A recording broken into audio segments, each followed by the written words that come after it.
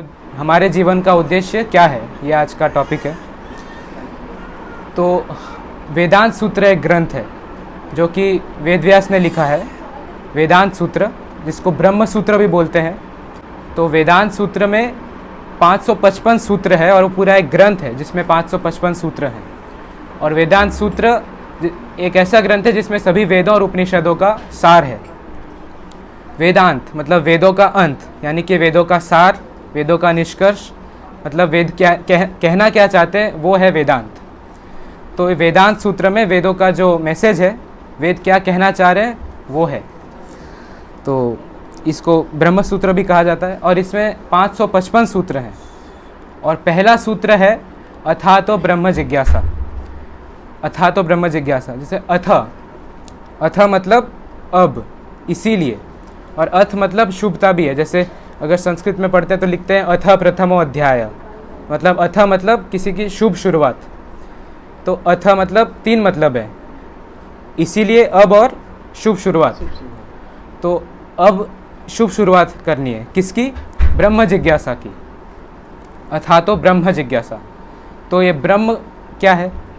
तो ब्रह्म शब्द के बहुत सारे अर्थ हैं, पर ब्रह्म के 3 मुख्य अर्थ हैं जो शास्त्रों में आते हैं। एक अर्थ है भगवान, दूसरा अर्थ है आत्मा और तीसरा अर्थ है जीवन। 3 अर्थ। तो पहला अर्थ है भगवान। भागवत पुराण में श्लोक आ रहा है, वदन्ति तत्त्वविदम यद ज्ञानम अद्वयम ब्रह्मेति परमात्मेति भगवानेति शब्दयते। तो भगवान का ही एक नाम ब्रह्म है। भगवान को 3 तरह से जान सकते हैं, ब्रह्म, परमात्मा और भगवान। तो ब्रह्म जो शब्द है वो भगवान के लिए भी यूज़ होता है। फिर ब्रह्म जो शब्द है वो आत्मा के लिए भी यूज़ होता है, जो एक महावाक्य है, अयम आत्मा ब्रह्म। तो आत्मा का एक अर्थ, मतलब ब्रह्म का एक अर्थ आत्मा भी है। आत्मा यानी साधारण, मतलब जीवात्मा, हम लोग। और ब्रह्म का एक और अर्थ है जीवन, लाइफ, जीवन। तो ब्रह्म जिज्ञासा, ब्रह्म के 3 अर्थ है, भगवान, हम खुद और ये जीवन। और जिज्ञासा, अथा तो ब्रह्म जिज्ञासा। जिज्ञासा मतलब जानने की इच्छा। जिज्ञासा मतलब किसी चीज़ को जानने की इच्छा, उसे जिज्ञासा कहते हैं। जिज्ञासा क्या है? जिज्ञासा मनुष्य होने का लक्षण है। मतलब इससे पता चलता है कि आप मनुष्य हैं। अगर आप जिज्ञासा नहीं कर रहे तो आप मनुष्य नहीं हैं, क्योंकि धर्म की जिज्ञासा ही एक चीज़ है जो मनुष्य कर सकता है और बाकी सब कोई भी प्राणी नहीं कर सकता। महाभारत में श्लोक आ रहा है, धर्मो ही तेषाम अधिको विशेषो धर्मेण हीना पशु भी समाना। तो पशु और मानव में एक ही डिफरेंस है कि मानव जो है धर्म की जिज्ञासा करता है और पशु सोचता नहीं है कि मैं क्यों हूँ, मैं कौन हूँ, भगवान कौन है, जीवन क्यों मिला है। पशु ये कभी नहीं सोच सकता। इसलिए मानव जीवन जिज्ञासा के लिए है और जिज्ञासा करना इसलिए इंसान के लिए ज़रूरी है। इंसान होने का ये लक्षण है। तो अगर हम जिज्ञासा नहीं कर रहे हैं, अगर हमें सवाल नहीं उठ रहा है कि ये जीवन क्यों है, हमें क्या करना है, भगवान कौन है, तो हम किसी पशु से बढ़कर नहीं हैं, ये शास्त्र कह रहे हैं। और इसीलिए भागवत पुराण में एक श्लोक आ रहा है, तस्मात् गुरुम प्रपद्येत जिज्ञासु श्रेयम उत्तमम शाब्दे परे च निष्णातम ब्रह्मणि उपसमाश्रयम। कि इसीलिए, तस्मात्, इसीलिए गुरुम प्रपद्येत, गुरु की शरण लेनी चाहिए। प्रपद्येत मतलब शरण लेना। जिज्ञासु मतलब जिज्ञासा करनी चाहिए।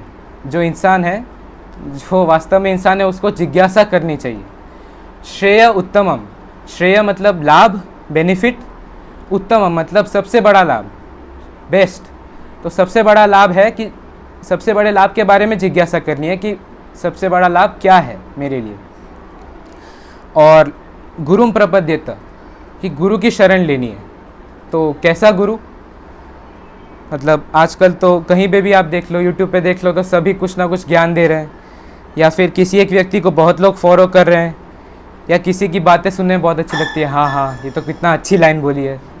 तो मतलब किसी को भी सुन ले, या किसी को ज़्यादा लोग सुन रहे तो चलो हम भी इसी को सुन लेते हैं, या फिर कोई भी किसी को भी ऐसे बिना किसी क्राइटेरिया के हम गुरु सुन लें उसे। नहीं, ये भी शास्त्र बता रहे हैं कि गुरु कैसा होना चाहिए। इसी श्लोक में आ रहा है, शाब्दे परे च निष्णातम ब्रह्मणि उपसमाश्रयम, ऐसा गुरु जो शाब्दे परे च निष्णातम, जो शास्त्रों में और वेदों में, शास्त्रों में एक्सपर्ट हो, वो वेदों और शास्त्रों का उसे खुद भी रियलाइजेशन हुआ हो, खुद भी अनुभूति हुई हो और वो दूसरों को भी अनुभूति करवा सकता है।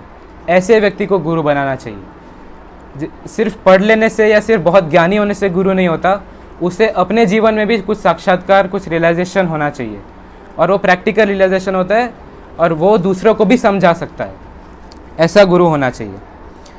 और ब्रह्मणि उपसमाश्रयम, जिसने ब्रह्म यानी कि भगवान का आश्रय, सम आश्रयम, भगवान का पूरी तरह से आश्रय ले लिया हो, वो वास्तविक गुरु है। वो गुरु नहीं है जो अपने आप को भगवान समझ रहा है या जो भगवान को मानते ही नहीं। आजकल तो कोई भगवान को मानता ही नहीं, फिर भी लोग उन्हें सुनते रहते हैं और मानते भी कि हाँ हाँ ये तो सही बात है। तो गुरु के दो गुण होते हैं, शाब्दे परे च निष्णातम, मतलब वो शास्त्रों में निपुण होता है, और दूसरा ब्रह्मणि उपसमाश्रयम, कि वो भगवान की शरण लेता है, भगवान का भक्त होता है। और तो शास्त्र बता रहे कि ऐसे गुरु की शरण लेनी चाहिए। प्रपद्येत मतलब नम्रतापूर्वक शरण लेनी चाहिए। प्रपत्ति मतलब शरण लेना, शरणागति, आश्रय लेना। और ऐसे गुरु से हम ज्ञान प्राप्त करते हैं। और ज्ञान मतलब कौन सा ज्ञान? तो ज्ञान वो होता है, ज्ञान वो है जिसको जानकर आगे कुछ जानने की ज़रूरत ना पड़े, वो परम ज्ञान है। तो भगवद गीता में भगवान कह रहे हैं, ज्ञानम तेहम सविज्ञानम इदम वक्ष्यामि अशेषतः यज ज्ञात्वा नेह भूयो अन्य ज्ञातव्यम अवशिष्यते। तो कह रहे भगवान कि मैं तुम्हें वो ज्ञान बता रहा हूँ विज्ञान के साथ, अभी मैं बताऊँगा, अशेषतः, इसके बाद तुम्हें कुछ जानने की ज़रूरत नहीं है। आगे भी आ रहा है, यज ज्ञात्वा नेह भूयो अन्य ज्ञातव्यम अवशिष्यते, इसके बाद तुम्हें जानने के लिए कुछ बचेगा ही नहीं। तो ये परम ज्ञान है। भगवान खुद कह रहे हैं, एक तो भगवान स्वयं बता रहे हैं और वो बोल भी रहे हैं कि इसके आगे तुम्हें कुछ जानने की आवश्यकता नहीं है। फिर आगे वेदों में भी, मतलब मुंडक उपनिषद में और वेदों में कहा गया है कि कस्मिन्नु भगवो विज्ञाते सर्वम इदम विज्ञातम भवति, कि जिनको जानकर कुछ और जानने की आवश्यकता नहीं रहती। भगवान को जान के कुछ और नहीं जानना पड़ता। क्यों? क्योंकि भगवान पूर्ण है। तो पूर्णमद पूर्णमिदम पूर्णात् पूर्णमुदच्यते, भगवान पूर्ण है इसलिए उनका ज्ञान पूर्ण है। तो भगवान का ज्ञान हम लेंगे, भगवान को जानेंगे तो और कुछ जानने के लिए शेष नहीं रहेगा।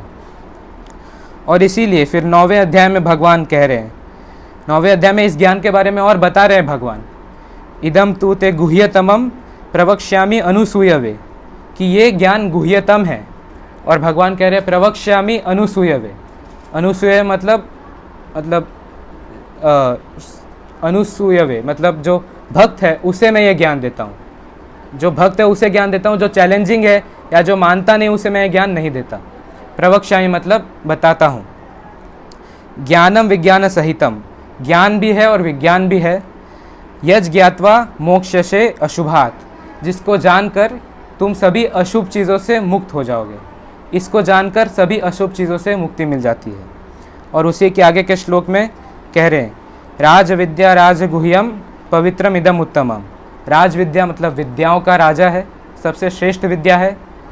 फिर राजगुह्यम, सब गुह्य रहस्यों में भी सबसे श्रेष्ठ है, सबसे गुह्य चीज़ है। पवित्रम, ये पवित्र है। और उत्तमम मतलब श्रेष्ठ है, मतलब पवित्रम इदम उत्तमम, इदम मतलब ये जो मैं बोल रहा हूँ। भगवान कह रहे हैं कि जो मैं बोल रहा हूँ वो पवित्र है और वही श्रेष्ठ है। प्रत्यक्षवागमम धर्म्यम, प्रत्यक्षवागमम मतलब ये प्रत्यक्ष भी दिखता है, इसका रियलाइजेशन, इसका साक्षात्कार भी होगा। मतलब अगर आप इसका सही से पालन करेंगे तो आगे आपको भी इसका साक्षात्कार होगा।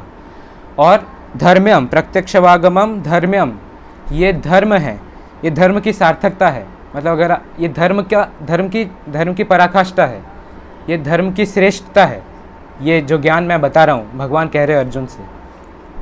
और सुसुखम कर्तुम अव्ययम, सुसुखम मतलब सुखम भी नहीं, सुसुखम अत्यंत सुख, बहुत सुख। कर्तुम अव्ययम, कर्तुम मतलब करना, और अव्ययम मतलब कभी ख़त्म नहीं होता। तो जैसे मैंने कहा था भगवान का ज्ञान और भगवान अनंत है, तो भगवान भी कभी ख़त्म नहीं होते, भगवान का कोई अंत नहीं है, आदि नहीं है। वैसे ही ये ज्ञान भी अव्यय, ये कभी विनष्ट नहीं होता, कभी ख़त्म नहीं होता। सुसुखम कर्तुम अव्ययम।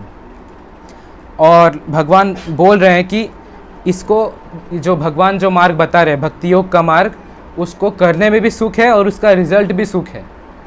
तो भगवान कह रहे हैं कि इसीलिए इस मार्ग को अपनाओ, और वो भी ऐसा सुख जो कभी ख़त्म नहीं होता, अव्ययम। क्योंकि भगवान अनंत है तो उनकी सेवा में जो सुख है वो भी अनंत है। और इसीलिए ये अथा तो ब्रह्म जिज्ञासा, भगवान यही कह रहे हैं कि ये सार्थक है, इसको अपने मनुष्य जीवन को सार्थक करना है, कि मानव का जो लक्षण है, मानव होने का जो प्रमाण है वो प्रकट करना है, हमें जिज्ञासा करनी है और सीखना है। और भगवान खुद भगवत गीता में पूरी तरह बता ही रहे हैं, मतलब भगवान ज्ञान योग से कंपेयर कर रहे हैं भक्ति को, फिर ध्यान योग से कंपेयर करके बता रहे हैं कर्म योग। भगवान सब कुछ बता रहे हैं कि ये देखो इस तरह से भक्ति योग श्रेष्ठ है, इससे भी श्रेष्ठ है भक्ति योग। हर तरह से भगवान बताना चाह रहे हैं कि मन मना भव मद भक्तो मध्याजी माम नमस्कुरु, मतलब मेरी पूजा करो, मेरी भक्ति करो।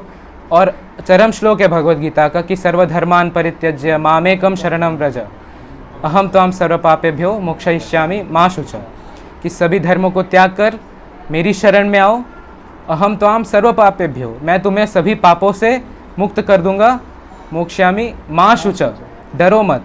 तो भगवान एश्योरेंस भी दे रहे हैं। और नौवें अध्याय के शुरुआत में भगवान बता ही रहे हैं कि सबसे पवित्र, सबसे उत्तम, विद्याओं का राजा और अव्यय, ये ज्ञान के बारे में भगवान इतना कुछ बोल रहे हैं। और लास्ट में भगवान अपनी शरण में बुला रहे हैं कि मेरी शरण में आओ, ये ज्ञान लो और भक्ति योग का पालन करो और जीवन को, मनुष्य जीवन को सार्थक करो। तो ये मनुष्य जीवन का उद्देश्य है। और इसीलिए भगवान ने वेदव्यास के रूप में वेद, उपनिषद, पुराण, महाभारत, ये सब की रचना की। एक श्लोक आ रहा है भागवतम में ही कि इतिहास, पुराण आदि, महाभारत, भारत, रामायण, ये सब इतिहास, पुराण, महाभारत, रामायण, वेद, उपनिषद, ये सब मिला करके पूरा एक कैटलॉग है, पूरा पैकेज है। और महाभारत, रामायण, उसको पंचम वेद भी कहा गया है। तो उसमें भगवान खुद लीला करके बता रहे हैं, भगवान अपने भक्तों के द्वारा बता रहे हैं। तो भगवान ने व्यासदेव के रूप में इतने सारे ग्रंथों की रचना की है, और विशेषकर भागवत पुराण है और भगवत गीता जो कि महाभारत का अंश है। तो ये सब भगवान ने पूरी तरह से रचना की है ताकि मानव जीवन सार्थक हो पाए।